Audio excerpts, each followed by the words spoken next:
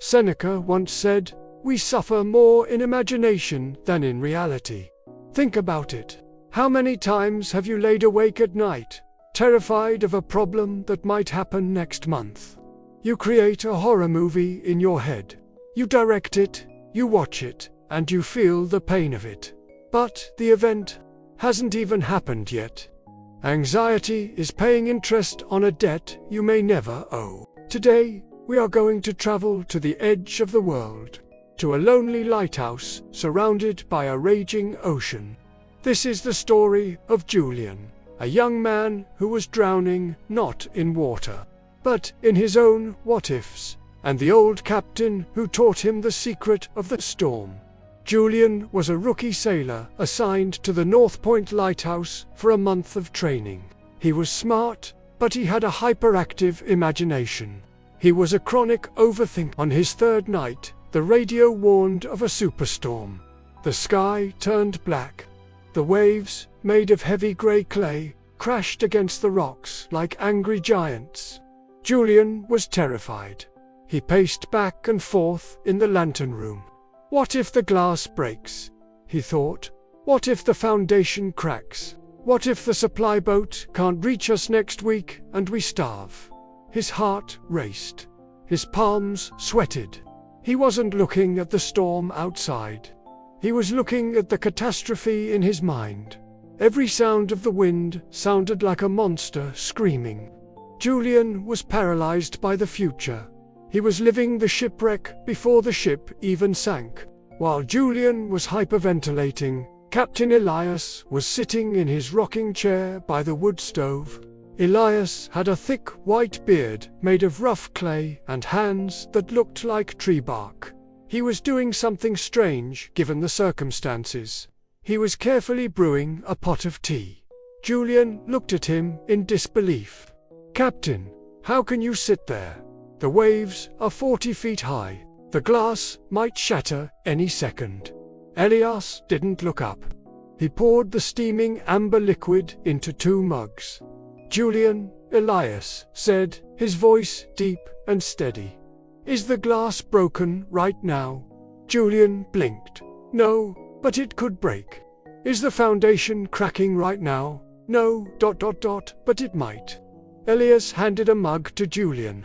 "So, right now, in this second, we are warm, we are dry, and we have tea. Why are you living in a wreckage that doesn't exist?"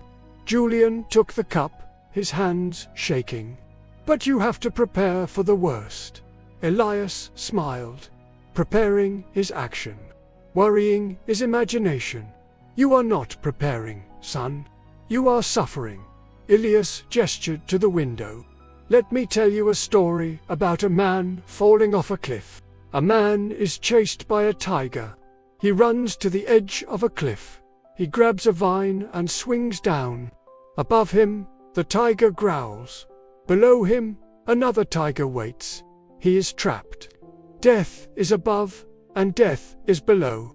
As he hangs there, holding on to the vine for his life, he sees a single wild strawberry growing from the rock face. The tigers are roaring. The vine is breaking. But the man reaches out, picks the strawberry, and puts it in his mouth. Elias looked at Julian. He tasted it, and he said, "That is the sweetest strawberry I have ever tasted." Julian was confused. "That's insane." He was about to die. "We are all about to die." "Julian," Elias replied, "the storm is always there. The tigers are always there. The future is always dangerous. But if you focus on the tiger, you miss the strawberry. This tea... This is your strawberry. Taste it." Julian looked down at his mug. He stopped looking at the window.